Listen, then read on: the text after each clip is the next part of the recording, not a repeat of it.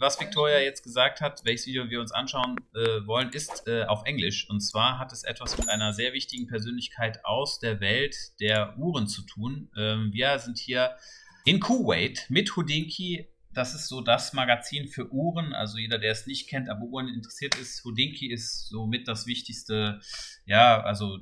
In Dubai. Nein, Hodinkee ist in New York. Aha. Und die haben sehr viele...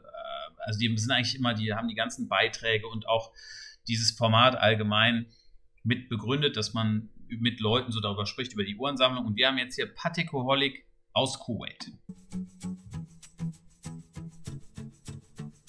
Welcome to another episode of Talking Watches. And with me today, we have a longtime friend of mine and a guest coming to us all the way from Kuwait, Jasmine, aka Patekaholic on Instagram, kind of an Instagram legend, if you will. How you doing, man?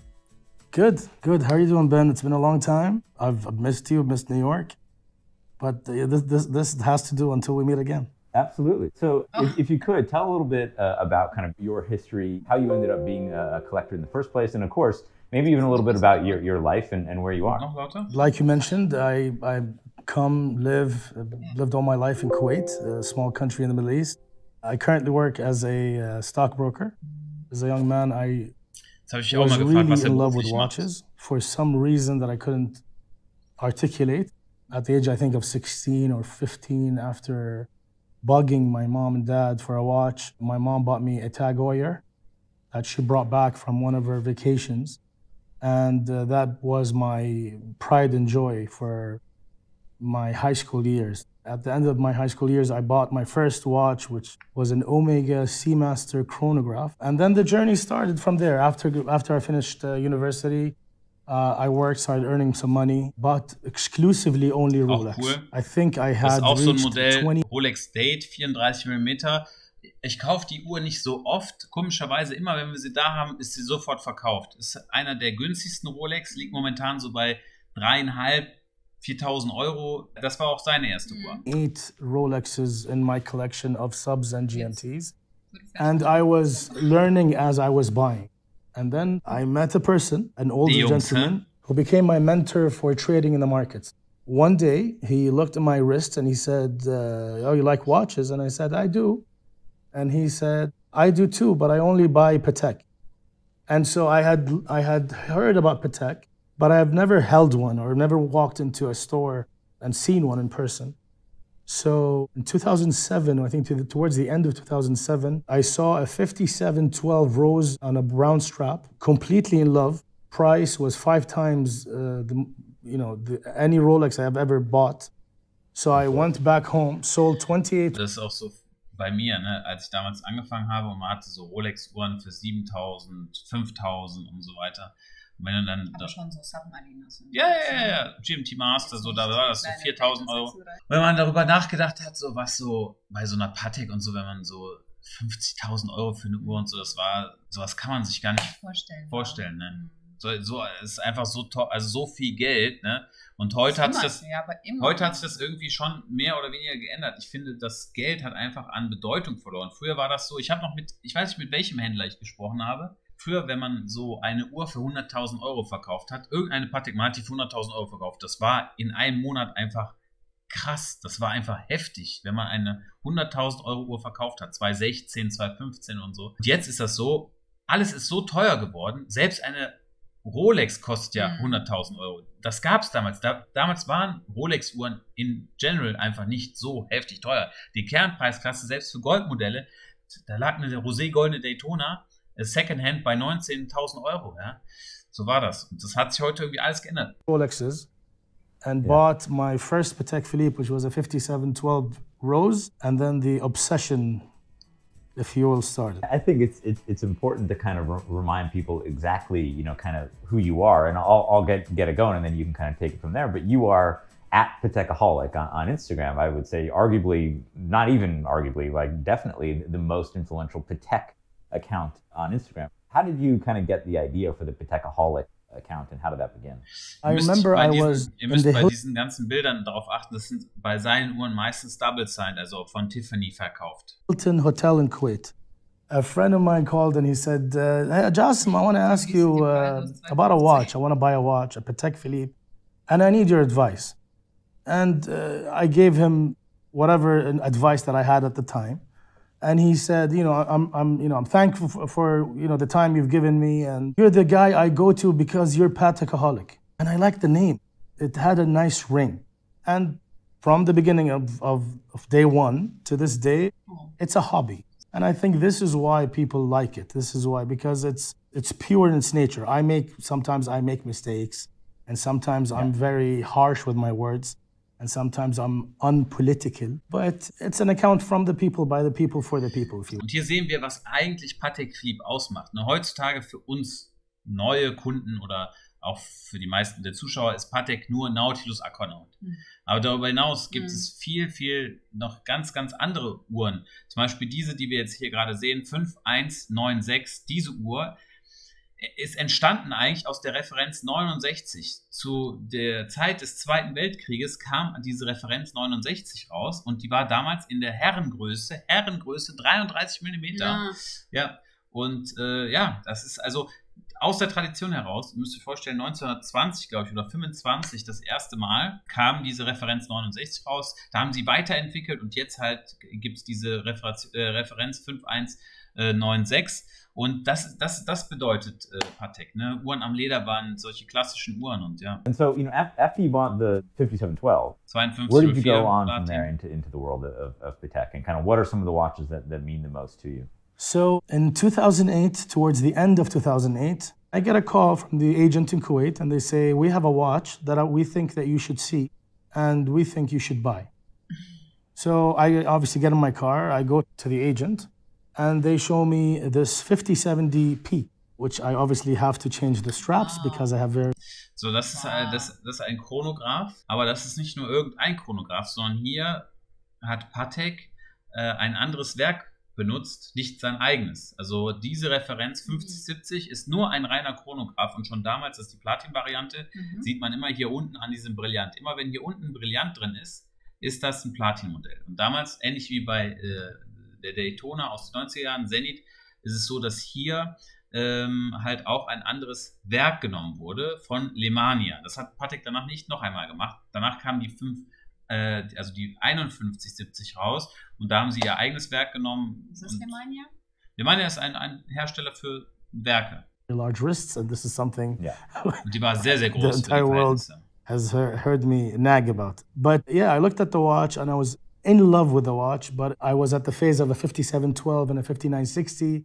So I was about in the 20K to 30K range at the time. Those were the prices. Das Problem bei der Uhr war, jetzt nur so ein paar Insider, also erstmal für Aufarbeitung ist es ganz schwer. Hier gibt es noch eine Stelle, ich sehe auch hier, dass die Uhr schon mal aufgearbeitet wird. Normalerweise ist hier noch so eine kleine Kante drin, dann ist sie sehr groß überdimensioniert. Man hat hier so einen großen Abstand zwischen dem äußeren Ring und dem Ziffernblatt. Das war alles sehr ungewöhnlich. Damals war die Uhr nicht so beliebt und als er sie gekauft hat, gab es auch noch großen Rabatt darauf. And so this has prevented me for many years being able to buy vintage, for instance. I cannot wear a 33 or a 35. Even a 36 can look a bit small. But after buying this watch, I started an obsession, and I bought a rose gold version, a white version, and a yellow gold version. I had promised myself that I would work very hard and save up for many years in order to buy a 5071. And a few years later, I got a call from someone we both know and informed me that he has one for sale. And I made, at the time, the biggest purchase of my watch collection. And I had a problem bringing it back home to Kuwait because of shipping services, insurance, and all that stuff. So I had the watch shipped from California to New York, and it sat with a friend of mine. And the day I had it delivered and I had it in my hands is the first day I met Ben Clymer. Also heute ist es halt sehr klassisch und die wenigsten Leute mögen es, aber eine Nautilus war auch sehr unbeliebt. In den 90er Jahren niemand wollte die Nautilus haben. So von daher, das kann sich morgen wieder ändern. In Geneva, summer Geneva auction season, in a Sotheby's auction, the world woke up to find out that Patek made a 5167 steel with... Also das mag für euch jetzt nicht so spannend aussehen. Also das ist nicht die normale Aquanaut, die es heute gibt, in 42 mm, sondern es ist halt Zu der damaligen Zeit gab es die nur in schwarz. 5167. Irgendwann haben die als Geneva Edition rausgebracht. Ich glaube, 50 Stück limitiert. Und die kamen dann in die Auktion. Da gab es aber die grüne noch nicht. A green or a camel green dial. And I happened to be at the Mandarin Oriental when that auction was going on. And it happened to coincide with another big auction. I think it was maybe a Philips or a Christie's, I'm not sure. But basically the room at Sotheby's wasn't filled. So I was excited, thinking that maybe I can buy this thing. As I was bidding on it, I saw Marlon de Simone kind of walk up to me. He's like, "Oh, you're gonna buy this watch?" And I said, "I think I will." And I saw him bidding on it. So obviously there was a battle, and then some other people jumped in, and the watch was sold, I think, for $50 or $60. But ever since that 5167, people started to order a strap that was made for the 5167 camo and install it on 5167s with a black dial. And so these became so impossible to buy that in today's market, it'll cost you $10,000 to buy an original Patek Philippe uncut camo green strap. I came to find out that Pateks made lighters. And being a cigar smoker for many, many, many years, I had this dream in my head that I'd be sitting somewhere in Italy after a nice meal, and I'd light up my cigar with a Patek lighter. I got this from two of our mutual friends as a birthday gift, and I love it dearly. This is a very special gift that I cherish and hold dearly to my heart. So John Reardon today released a video, which I've been begging him to release, to teach me how to fill these lighters with gas. And he mentioned, that Patek had made 200 lighters total. Moving on to this 5990, which is pretty much beaten up. Yeah. In my opinion, it's just a great tool to have on your wrist. So I was in New York, picking up a 5524 travel time from Tiffany, or Patek Philippe Tiffany. As we were wrapping up the sale, I asked, "Is there any way I can buy another watch?" Problem is I was wearing one on my wrists, a non-Tiffany dial one. So I walk out of Tiffany to the Diamond District. I take off my watch. I sell it. I get paid in cash in little, like, Chinese food, black plastic bags. And I'm walking down the street with $50,000. And I go to Tiffany and I put the money on the table. I'm like, I'm going to buy the watch now. So it was a little disaster trying to ensure that this has happened. But this has come with a cool story. Tiffany Uhren, also, kosten immer in etwa so 50%. Zum Beispiel, wenn eine Uhr 100 kostet. 50%? Also wenn eine Uhr 100.000 Euro kostet, kostet sie 150. Mindestens. This is my late grandfather's watch. 27. It's from the 1950s. So that is the beauty of Rolex, and this is why for the past 3 years now, I have started to amass a nice little Rolex collection again. You can't go wrong with a Rolex. So what is, now that you've got a really nice collection of Pateks and other things, what is the grail for you? What's the one that, if you had all the money in the world or all the access in the world, or you knew where it was, what would you buy? I had befriended someone who I still consider him a friend.